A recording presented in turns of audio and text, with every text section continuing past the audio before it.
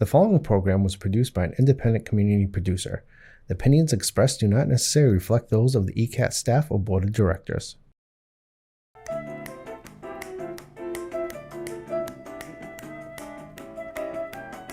Good afternoon, everyone, and welcome to Topic Time with Harrison Young.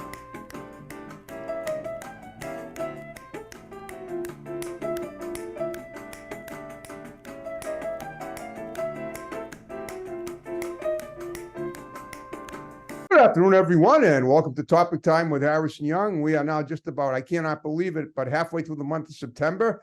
And we're interviewing one of our own today here at ECAT. Although he's not here, he had quite an uproarious medical emergency with his jaw. If he wants to talk about it on the show, that's up to him. He just told me about it. I never heard anything like that, but nothing shocks me anymore.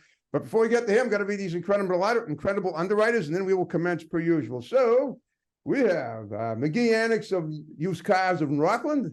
We have the One Good Credit in Brockton. We have 111 Tattoo Collective in Brockton. We have Comfort Upholstery in East Bridgewater. We have Lynch's Towing Auto Cycle and Truck Center in Brockton. One number for towing, one number for projects. Always in search of new scrap metal wheels. Anything my pal Lynchy there can handle, he does it all.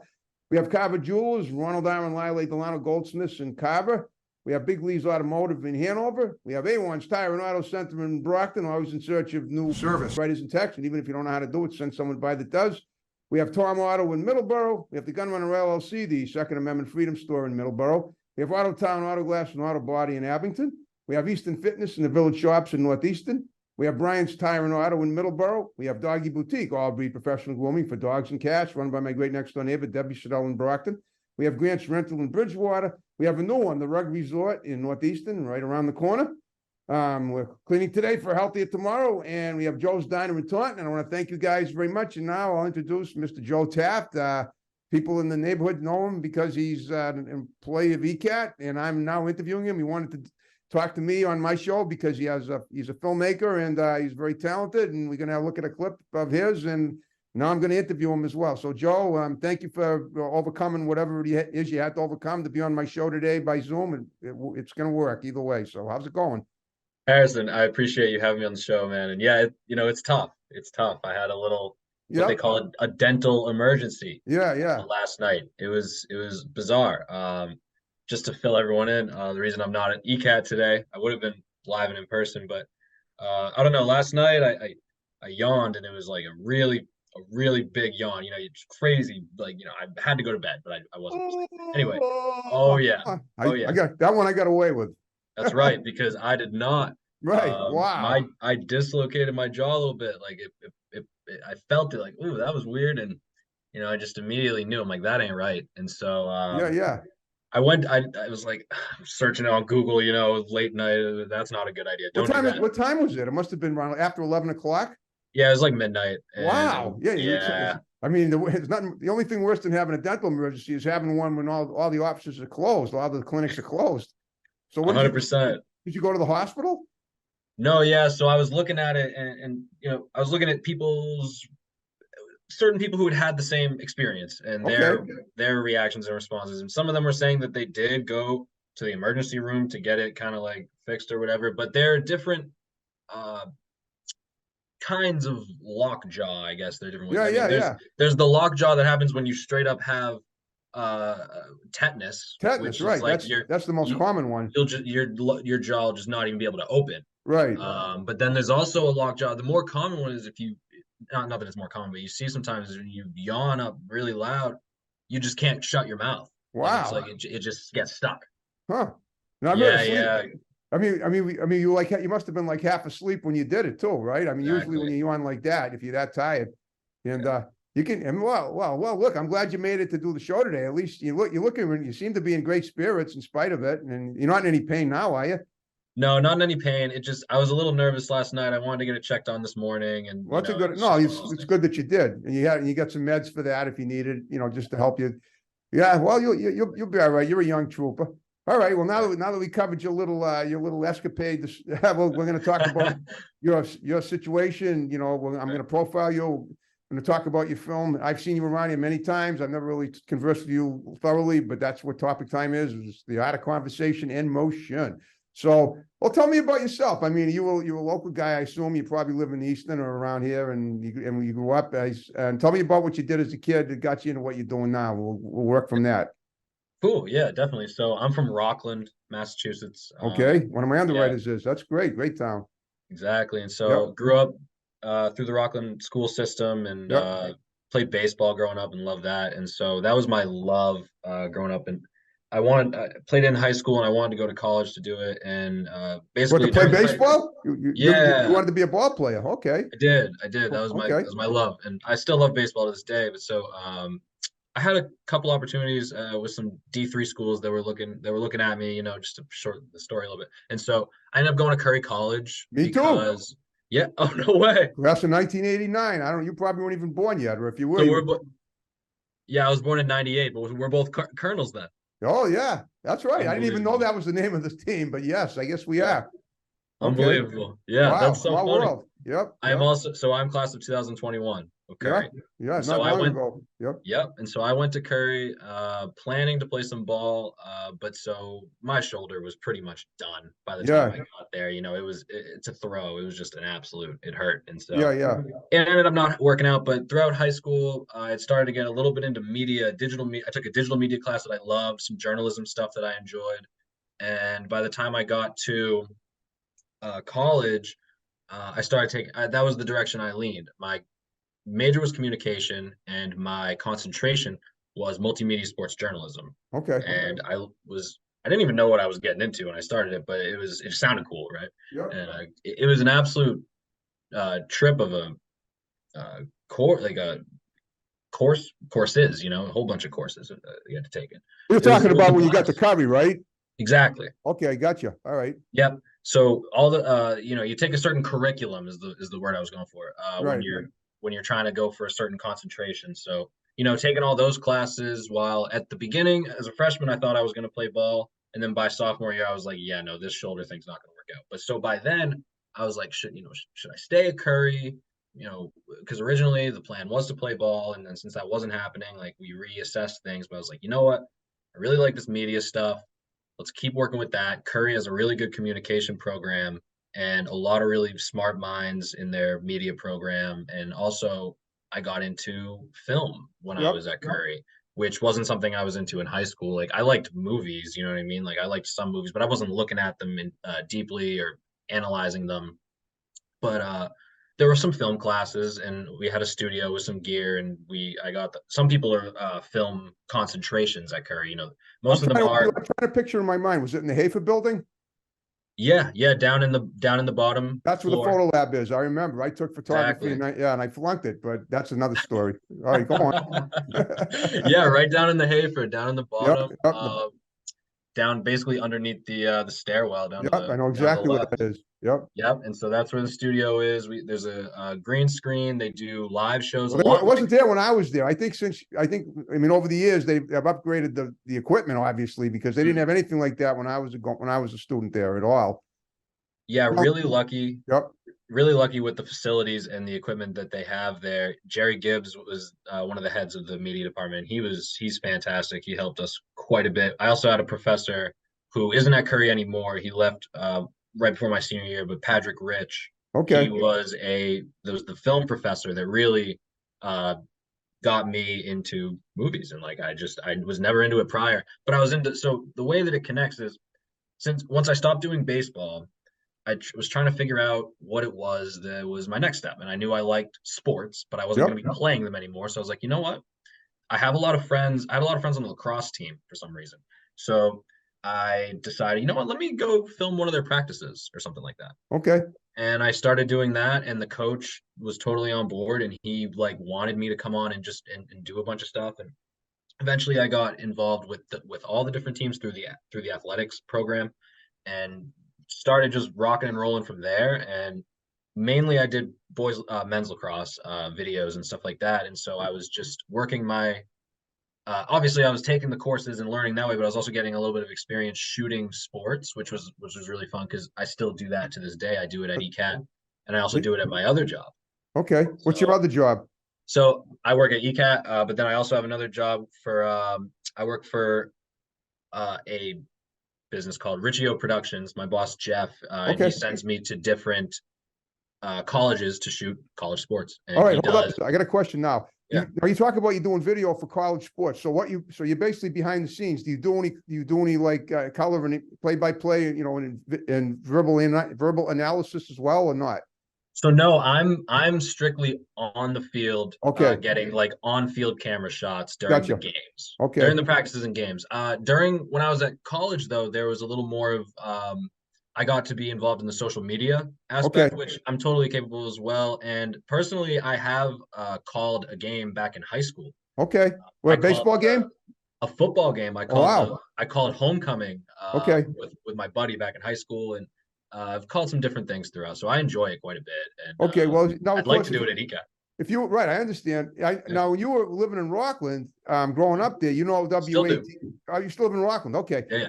You know the radio station WATD out of Marshfield. So they do Yeah. some of the football games for the high school teams. I don't know if Right. you've ever had anything to do with them at all, have you or not? Well, so not I haven't I got my personally, but I start at know. ATD way back in Oh, really? 2005. Oh yeah. Yeah, WATD has. I remember at all the job career fairs and things we'd have at Curry, they'd be there every time. Oh, okay. So So you're bring it. familiar. Yeah. Yeah, Okay. familiar that way. And we also in Rockland, there's a radio station WRPS, I've heard it. and That's a great radio station. It's the high school's radio station. that's And right. They do a great job, they do a and great job. It's incredible. They have a pretty strong signal too. You can hear it like, yeah. uh, for a Wow. long time too. It's been around since my parents were in high school and stuff. And so Yeah. that was to obviously it's backtracking the story, but that's where I got my start in that whole place is with the people who were in charge of WRPS. So shout Right. out to Dave Cable Murphy. He was the man. Okay. Yeah. Now, Yeah. see, Yeah. you still keep in touch with these people because you're really not that far removed from there. If you were born in 1998, you probably graduated high school in 2016. 17. Yeah. Close. Oh, okay, pretty close. All right, Exactly. so even later. So, and I assume that you're still friends with the people at Curry. Do you still keep Oh, in yeah. touch with them? Yeah. Yeah. 100%. I love keeping in touch with those people because, it was a very important time in my life and a time where I realized like what not necessarily that's what I want to do forever, but that I was able to move on from something that I loved so much to like, Right. oh, there is more in the world, Well, I And always so say that everything was happens huge. for a reason. I mean, obviously you were hurt playing baseball, but you turned the negative into a positive, and you ended up being a filmmaker for that. Now, as far as the other stuff though, as far as other kinds of films, let's talk about that now. You also do. We're gonna watch a little clip of your work about halfway through the show, which is fast approaching. But this has nothing to do with sports, or does it? You tell me about the types of films you're producing now, too, if you would. Yeah, 100%. I'd love to. So right now, no sports movies. Right. Maybe someday in the future because I do love shooting sports, but Yep. it's got to be the right situation. It- We, I shot some movies during college, little ones that were basically for a grade, student films, Yep. and those are so much fun. But the thing is, it's for a grade, and like the people who are helping you, they're also doing it for a grade. So it's Yep. like when I decided when I was out of school, like I wanted to do something, the time just had to be right. And so when I started working at ECAT last year, I realized just how fantastic of an opportunity was where I was around all these people who are really good with media. They're good media producers, whether it's, Jack Ryan doing what he does, Jack Kelleher doing what he does. Hope We you're got including me Ben, on Joe that B, list. everyone, Joe B, everyone Right at here. ECAT does a great job. Yeah, Shout out come to you, on. Joe. Yeah, I'm exactly. the other Joe. Everybody. So Yeah, yeah. yeah. So Okay. everyone at ECAT, I realized, man, like we got such a great opportunity, and there's obviously others that I didn't include, but so like I said, I pretty much opened up, my guys, I want to do a movie, and I don't know. Well, by the time I did know what it was, but I wanted to bring people on board because I knew ECAT was such a great opportunity. It had all these people who were, we were able to come together in our spare time and just do it and do it as a passion thing, and it was so much fun. And there were so many nights that we went till really, really late and basically early in the morning, but I wouldn't take it away for anything. I absolutely love those moments and I'll cherish them. Okay. Well, tell me about who do you write your own scripts, and if not, who does, or do you collaborate with other people, and how does that go? So with this one specifically, I do screenwrite. Okay. With this one, I was the screenwriter, but me and my dad did the story together. Okay. We were on our way to Hampton Beach on vacation last year, Okay. during the summer, so it was a little over a year ago, and we figured out, we just decided to come up with something then. And I told the story on Film Connection. Basically, we decided we were going to make something. We did a little horror thing, and that's exactly what it is. It's a horror, a little bit of a thriller, short film. And shot on the beach, right? what's that? Shot on the beach, shot on Hampton Beach. Oh, no. So we basically what happened was we were on the way to Hampton Beach just trying to no worries because we were trying to come up with it and like, oh, like wouldn't this be, and we were like, well, we could shoot it at this place where the Sandpaper Factory is, this place where my dad and a bunch of other artists come together. A collective of artists work out of this building and they have their own businesses and they've come together and then they work out of the building. It used to be a literal sandpaper factory or like a shoe factory, and now it's repurposed.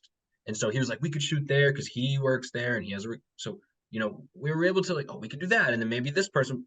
So we were able to come along with it that way. It wasn't going to be on the beach. I would love to do something on the beach, truly, because I just went on vacation. Plenty of horror. You can get plenty of good horror footage from the beach. I know it's low. It's kind of creepy. All the sharks and waves out there. You'll be great. Well, listen. Speaking of that, now we're gonna get a little hands-on view of what you're talking about. So we're gonna watch a little clip of Joe's film, and then we're gonna be right back and we're gonna discuss it. So without further ado, watch forth, and we'll be right back.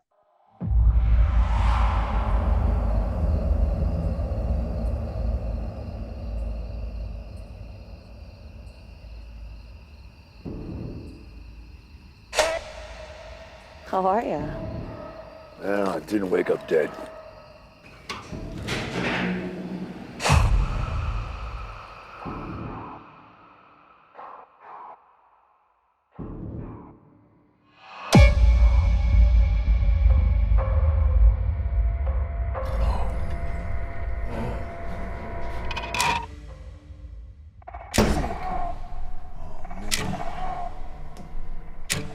Come on.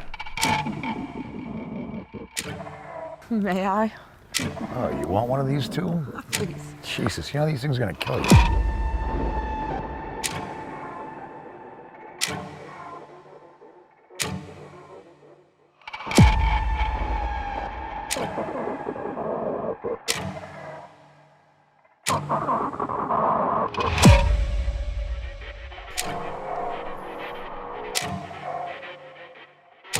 Lou.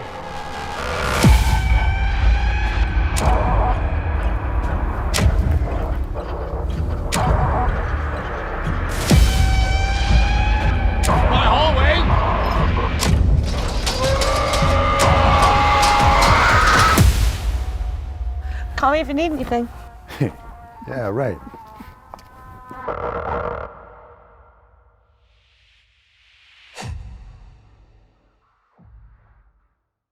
Joe, that was great. What did we just watch? Tell us what we just watched.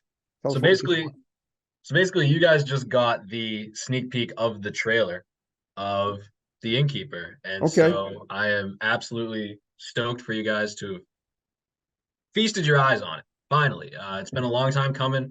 This movie has been in my mind since, like I said, that summer when we were driving up to Hampton Beach, and a lot of it is also from my dad's head because he is, like it said, disturbed in the trailer. He is a guy that he's loved horror movies since he probably even started watching movies and even knew that he liked horror movies. So he is the one that through the entire process I would look to be like, is this right? Are we getting it right? Is this the right tone? Everything. And so I'm really glad that you guys get to see what him and I made up. All right. Now, is your father in the film industry in any capacity, or what does he do? No, so my father is a union pipe fitter. Oh, okay. Local 537, shout out. And no, he's just a fan of movies. He loves horror movies and loves all movies, to be honest. Yeah. Well, it's pretty good that you guys can, you and your father can work together on something like that. And obviously, he has 100. I guess that he supported you growing up doing sports and all the stuff that, and then all the stuff that followed as a result of the injury. But now, and you still collaborate with him on projects. Well, how do you get like actors and actresses in these films? Do you have people audition? Do you just, do you do it on social media to reach out? How do you do it? So for this one specifically, I wanted to keep it really simple. Okay. When we were coming up with the story and when I was writing the script, I was like, man, I don't want to get too crazy and start having a bunch of characters and a bunch of moving parts, because then things could get really, I know I'm speaking with my hands, but confusing. And that's okay. exactly. Things could get out of hand. And so when you're trying to make a short film, things it's very when I wrote it, I expected it to be like 10 minutes and now it's like 18, 22 with credits. But That's so okay. that's just what happens, right? So I made it so that, I really only wanted like one true actor in the movie, but also I knew that there Why? was going to Why be did you only want one true actor? You didn't feel like you were being like phased out as if somebody a better actor than you. I mean, are you in the film yourself? I couldn't really I'm tell. not. Yeah, I'm okay. not in the film, no. No, All I right. did not. I did not make an appearance. Well, I don't make an appearance, but I might find my way in there somehow. Yeah, But yeah. yeah, there's truly only three actors in the movie, and these are people that I know. Okay. Okay. But the most important one is how did I get my lead actor? So we wrote the story, we came up with the story, and I wrote the script, but I still didn't have an actor cast, and I knew that the actor was gonna make a big difference as to how this character was going to be portrayed because the actor always has to make it their own thing. Right. And we have, my parents have friends from back in the day, and they're over here for New Year's, like a few months later, after, and so they're here and we're having fun. And one of them, his name's Stu. Okay. He's an absolute marvel of a man. Love this guy. And as we're there, my dad just looked at me and was like, what if it was Stu? And just so happened it worked out. And Okay. he was here's the thing, he is an entertainer. Right. This man lives his life. Not that he wants to entertain other people, but it's just how he lives his life, right? It's like I know what he you're will talking just about. he'll hop on the piano. Got the charisma. He can make Yeah, people laugh. He can make people just want to listen to more of what he has to say.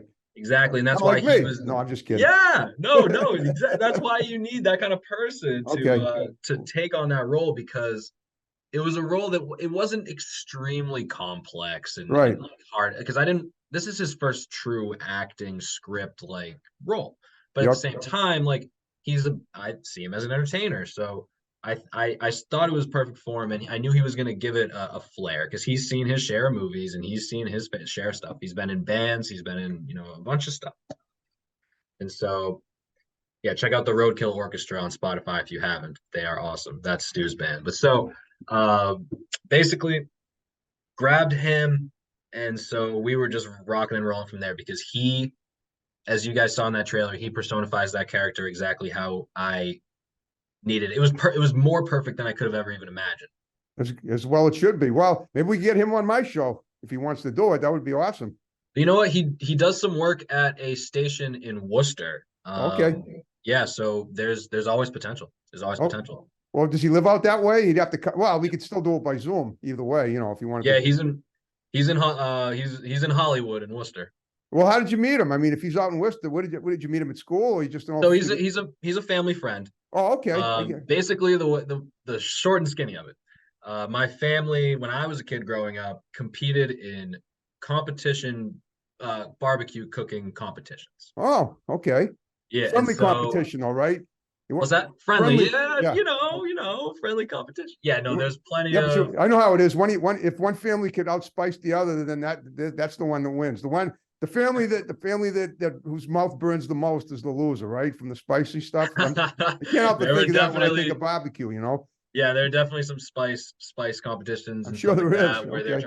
yeah, but no. So it was one of those things where it encapsulated my entire childhood. It was one of the most craziest experiences because it was all throughout grade school. Every weekend we'd be going to these competitions. They competed on a New England level, and also they would go out to other places. They even competed in the Jack Daniel's World Championship down in Tennessee a few times. Are you talking? You mean the drink? You mean the whiskey making? Yeah. Oh. It's a competition named after that because it's down in Tennessee where I believe that's where the distillery. It is. I know, but I mean, was it for making whiskey as well as barbecuing? No. So I think so the Kansas City Barbecue Society, they put on this yeah. massive, I know, Bob. They big in Kansas City down that part of the country, so right? I see. That's KCBS is the national one, even though it's Kansas City. But anyways, they met a bunch of friends through that world, right? Okay. The reason Stu is a very funny one is because he actually didn't have a cooking team that I know of. He was the traveling spice pepper mash selling salesman guy. He was the spice provider. rubs, will. maybe, but a lot of pepper mashes. Or the spice distributor, if you will. How about that? Sure, Okay. sure, yeah. No, that was his thing, and he was awesome. He was the best then, and he still is. And so to have him in this, it really is like a cool full circle moment for Yep. me. I'm so lucky to have him. You sure are. And guess what? Speaking of luck, we're down to the final 5 minutes of the show. Here we are. I hope you had fun talking to me. I hope that Dude. I hope I did ECAT proud by having you on as a guest, and I hope you plug the show as much as you can. So what I want you to do is ask everybody that I interview is just give a few shouts out to people that are going to see the show. You can start with Stu, your dad, and anyone else, and then we'll wrap it up with my music the way we began it. All right, so I got to shout out Stu, Mr. GT Nightcrawler himself. That's what he goes by in the entertainment world. Okay. GT Nightcrawler. My father Gary, my mother Michelle, who is also a producer on the film. She did so much. Well, is she into filmmaking too at all, or any of you? I mean, it sounds like your parents. She makes an appearance. Incorporated in the film world. Okay. She makes an appearance, but no, yeah, we really. So there is a connection. I talked about it on Film Connection. So Okay. go watch that. I will. Priscilla and Bill Ames show, and all the viewers watching. Go watch Film Connection. You can see my story about my cousin who just made a feature film. Okay. So that is my lucky connection, and I'm so blessed to know him. And we obviously have family you have family members in the film industry, so that's yeah. great. So yeah, how about that? Shout out to my cousin Brendan, Retrospector Films, who just came out with a feature film, Birth Rebirth. Okay. Check it out. It is a adaptation of Mary Shelley's Frankenstein. So check it out. I'll give a shout out to my cousin Vinny, not the film. Hey, not the Vinny. I should give a shout out to my cousin Sarah Silverman, the comedian.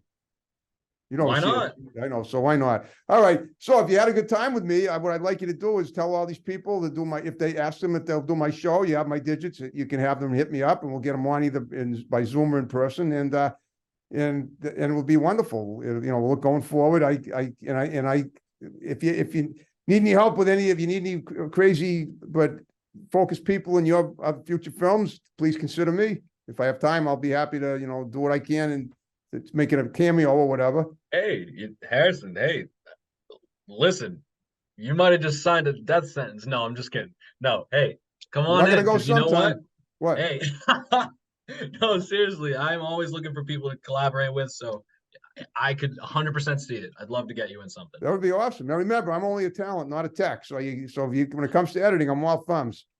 But no worries. All right, I'll treat you as a talent. All right, that's awesome. All right, you ready to wrap the show up the way we began it? I believe so. One last favor. After we finish, we'll let the other Joe take a picture, and I'll post it to Facebook. And if you're on Facebook, I can friend you on Facebook and tag you in it as well. Are you on Sounds Facebook? good to me. Oh, last thing. Let me pitch. Let me plug there's an Instagram page. There's an Instagram page at The Innkeep. You can follow for updates on the movie. There's also a Facebook page called The Innkeeper Short Film. Got it. Look that up. You can also find me on Facebook. I talk about it. So yeah, check it out. All right, I'm gonna send you a friend request on Facebook after Joe takes the picture, and we'll tag you in it. The picture will look great, and as well as when we up it next after we have it edited in next Tuesday, and just make sure you send that little clip before Tuesday, and we should be good to go. Absolutely, I'm looking forward to it. All right, great job, Joe Taft. Thanks for watching, everyone at ECAT and in vicinity. We'll see you next time. Have a great week. Signing off. Hit it. Snapping out.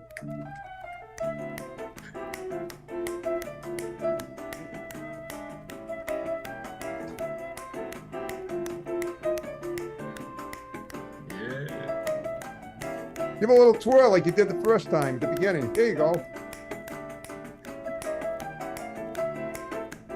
Can't hear it as good.